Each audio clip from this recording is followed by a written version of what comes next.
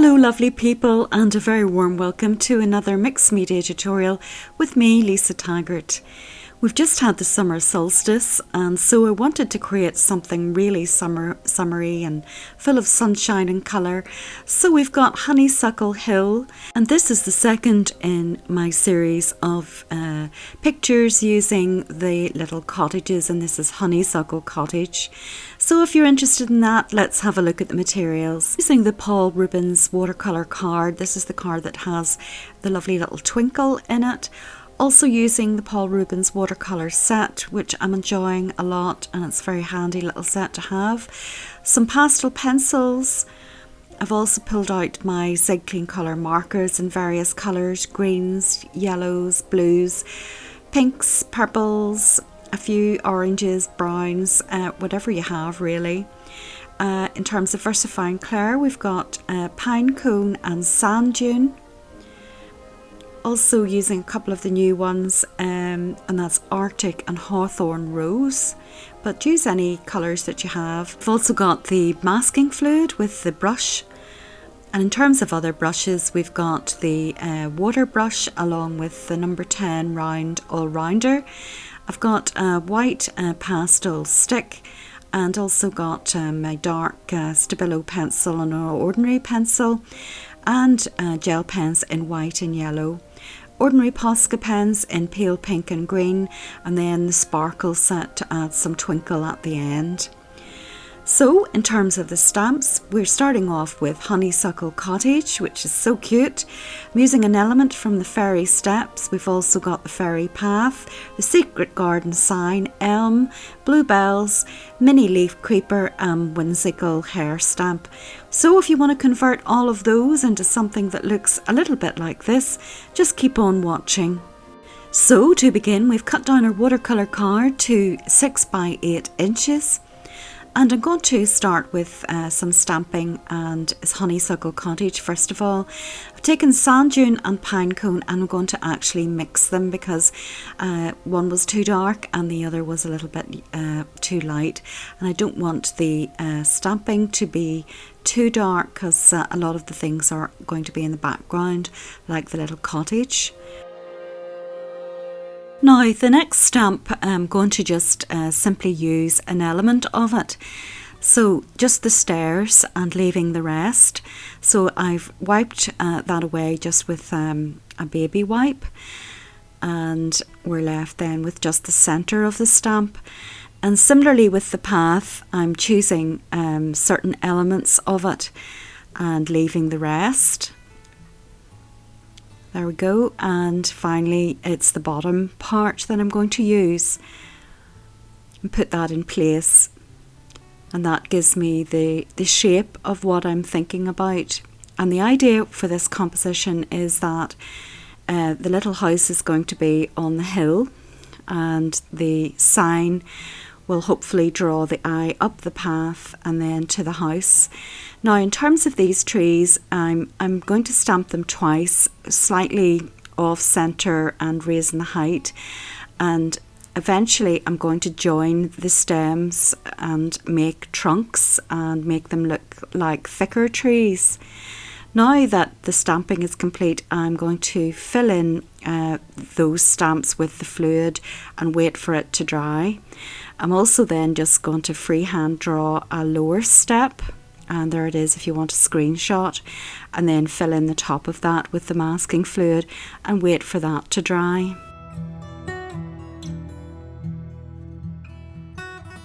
And now for the fun part of painting.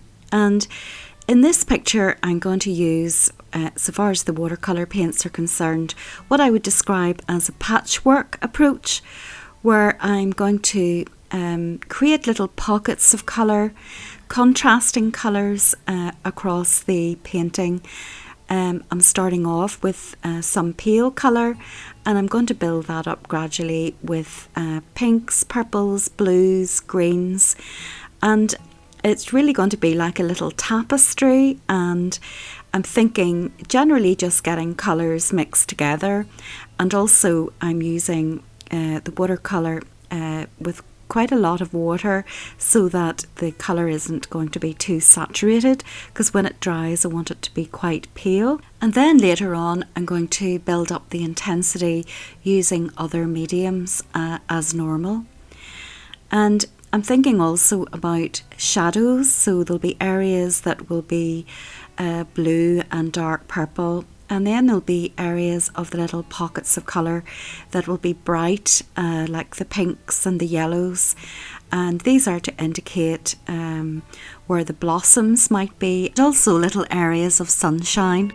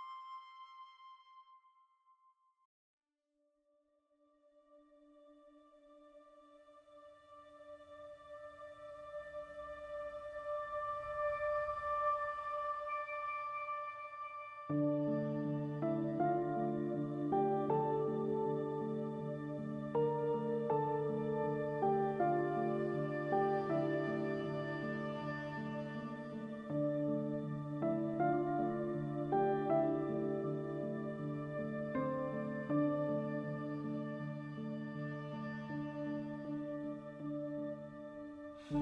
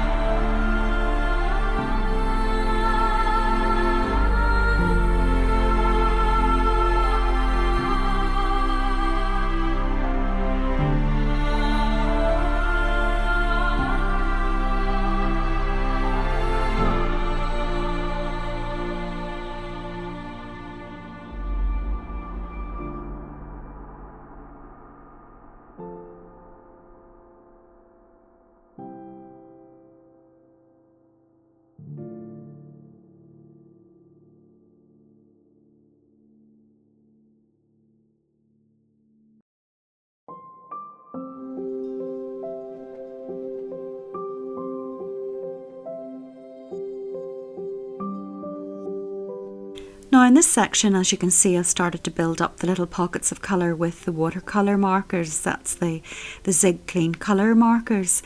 And these are lovely to use, and there's an element of precision with the little brush head, and you could of course carry on using your watercolours to build up the intensity and the darker values of the painting. But it's fun to use these on top as well. As I say, you have an element of control with the little fine brush and some lovely colours, and if they blend into the first layer of watercolour, why not? So I'll just be basically colouring in and building up the intensity of the little tapestry of colours, and wherever I think there should be a deeper colour, I'm going to use the marker and then blend it in with the water brush.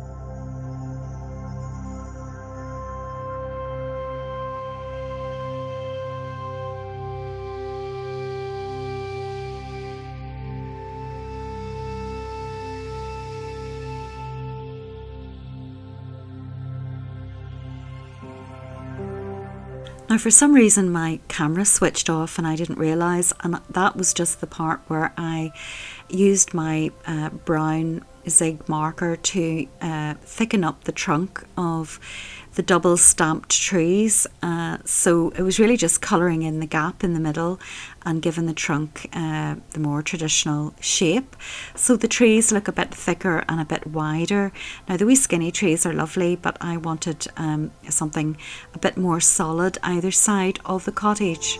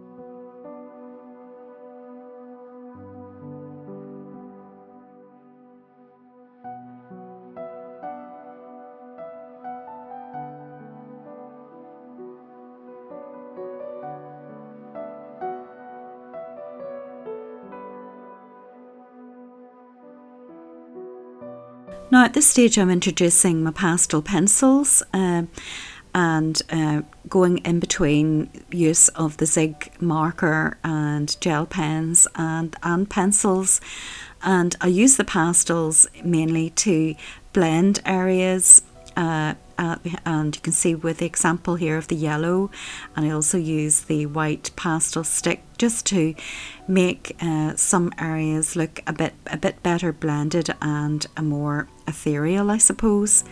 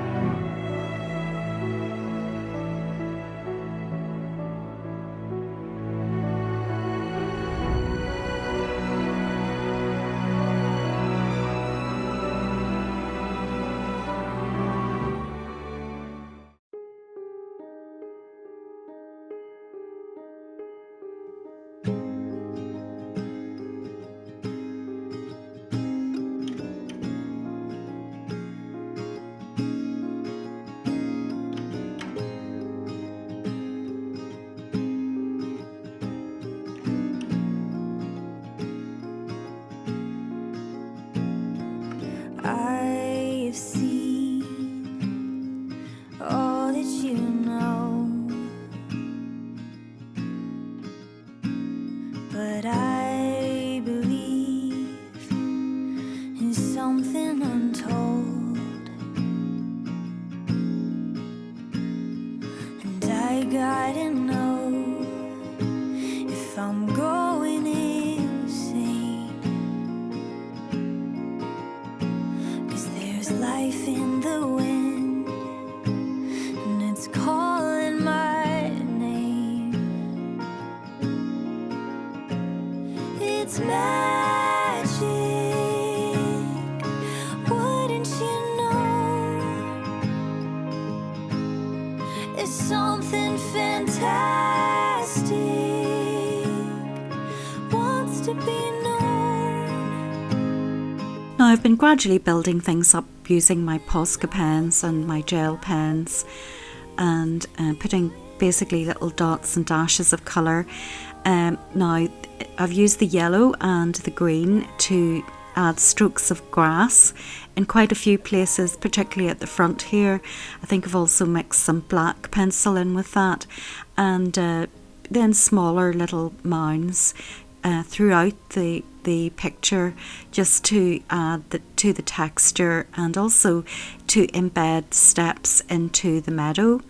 I've also taken some pastel pencils and coloured in the little bunny sort of mid and dark brown and a paler colour. And now I'm taking the sparkle Posca pens and adding a little bit of twinkle, pretty much the same little dots here and there, just instead of glitter. It seems so limiting. The wonder and mystery's calling me. I can't escape. 'Cause what if the song in my soul wants me to know that it's magic? Wouldn't you know? It's something fantastic, wants to be known. And all that you gotta do is be willing to look for it. It's magic, alive in my bones.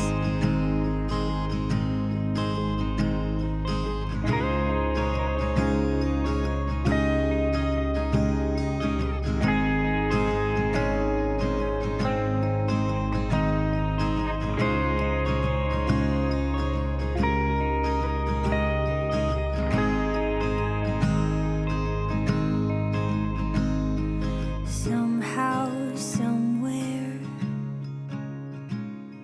somehow, somewhere. So that just about wraps it up for this week. I hope you enjoyed this week's summery, sunshine-filled project. I really enjoyed doing this one. As with most of my paintings, it did take rather a long time, and that's the reason for the sped up footage, but I hope you get the general idea and you've enjoyed joining me on my creative process. So if you haven't already done so, I'd really appreciate it if you would consider subscribing. It's free to do so, and it really helps build up my channel. Also, if you're interested, my shop links are in the description box below, where I have a shop where I sell my artwork, and this piece also being for sale today. So thank you so much for joining me, and of course take very good care of yourselves until next time, and above all, get creating, be brave and enjoy the adventure. Somehow, somewhere. Ooh, somehow, somewhere.